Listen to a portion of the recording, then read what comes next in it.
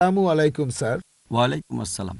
আমার নাম হলো SK রন্দর্নে, deputy engineer, government of Maharashtra, water supply department.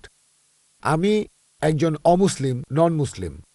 আমার প্রশ্নটা হলো যে আমাদের এই পৃথিবীতে কেন এত ধর্ম সৃষ্টি হয়েছে?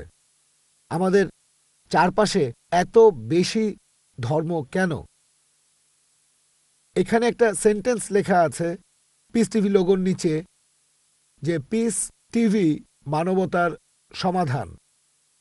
এখানে আমার মতামত হলো এই, যে শান্তির জন্য জ্ঞান আর বিজ্ঞতার প্রয়োজন। ধন্যবাদ। ভাই একটা প্রশ্ন করলেন যে পৃথিবীতে এত ধর্ম কেন, এটা প্রথম প্রশ্ন। আর তারপর একটা মন্তব্য করলেন যে শান্তি মানবতার সমাধান, এটা পিস টিভির স্লোগান। শান্তির জন্য প্রয়োজন জ্ঞান আর বিজ্ঞতা। আমি আপনার সঙ্গে একমত।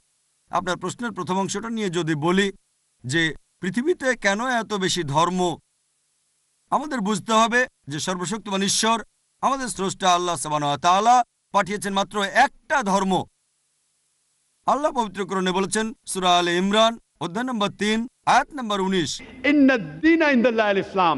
একমাত্র ধর্ম, একমাত্র জীবন দর্শন যেটা আল্লাহ তাআলার গ্রহণযোগ্য, সেটা আল্লাহ তাআলার কাছে আত্মসমর্পণ করা।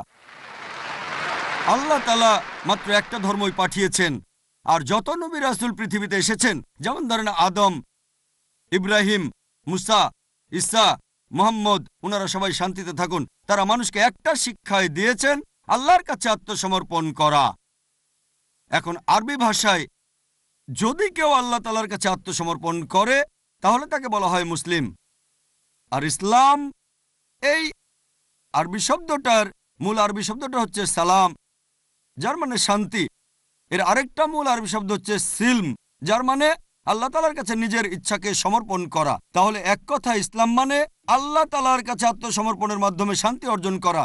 তাহলে আমাদের স্রষ্টা আল্লাহ তাআলা পাঠিয়েছেন মাত্র একটাই ধর্ম। তবে সময় বদলানোর সাথে সাথে ধর্মগ্রন্থগুলোও বদলে গেছে, বিকৃত হয়ে গেছে, নতুন জিনিস ঢুকেছে।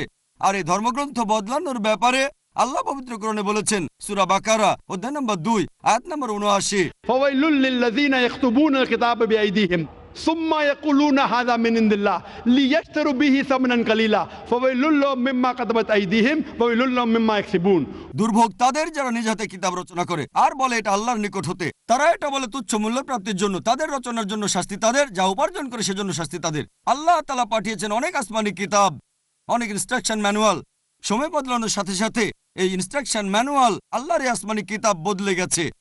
যখন কোনো কিতাব বিকৃত হয়ে গেছে, আল্লাহ নতুন রাসূল পাঠিয়েছেন আর নতুন কিতাব।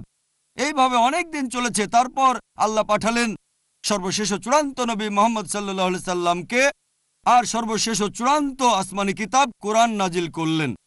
এর আগে যেসব নবী রাসূল এসেছিলেন, আমাদের প্রিয় নবী মুহাম্মদ সাল্লাল্লাহু আলাইহি সাল্লাম বলেছেন যে আল্লাহ তাআলা এই পৃথিবীতে 1,24,000 নবী রাসূল পাঠিয়েছেন।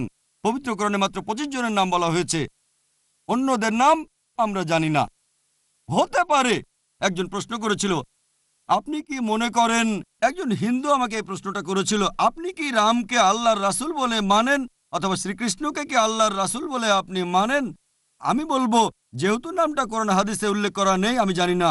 আমি জানি না, হতে পারে রাসূল অথবা নাও হতে পারে, নিশ্চিত করে বলতে পারছি না। তবে এ কথাটা মানতে হবে, যেসব নবী রাসূল এসেছেন নবী মুহাম্মদ সাল্লাল্লাহু আলাইহি সাল্লামের আগে, তারা ছিলেন সেই সময় আর সেখানকার মানুষের জন্য। তাহলে রাম যদি আল্লাহ রাসূল হয়েও থাকেন, যদি কৃষ্ণ আল্লাহ রাসূল হয়েও থাকেন, তারা এসেছিলেন সেখানকার মানুষ আর সেই সময়ের জন্য। বর্তমানে পৃথিবীর সব মানুষ, তারা থাকতে পারে ভারতে অথবা আমেরিকায় বা সৌদি আরবে বা কানাডায় বা ইংল্যান্ডে, পৃথিবীর যে কোনো জায়গায় তারা মানবে সর্বশেষ ও চূড়ান্ত নবী মুহাম্মদ সাল্লাল্লাহু আলাইহি সাল্লামকে এবং সর্বশেষ ও চূড়ান্ত আসমানি কিতাব পবিত্র কোরআন।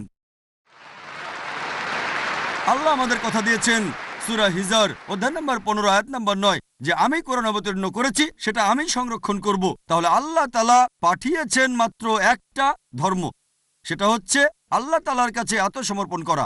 ইসলাম মানে আল্লাহর কাছে আত্মসমর্পণ করার মাধ্যমে শান্তি অর্জন করা। আর আপনি বললেন জ্ঞান এবং বিজ্ঞতা দিয়ে শান্তি অর্জন করা যায়। হ্যাঁ, কার কাছ থেকে জ্ঞান? সবচেয়ে সেরা কে? আল্লাহ তাআলা, আমাদের স্রষ্টা। কে সবচেয়ে জ্ঞানী? আল হাকিম, তিনি আল্লাহ সুবহানাহু ওয়া তাআলা মহান স্রষ্টা। তাহলে শান্তি অর্জনের সেরা উপায় হচ্ছে সেই জ্ঞান এবং নির্দেশনা মেনে চলা যেটা আমাদের স্রষ্টা আল্লাহ সুবহানাহু ওয়া তাআলা পাঠিয়েছেন। আশা করি উত্তরটা পেয়েছেন। ধন্যবাদ।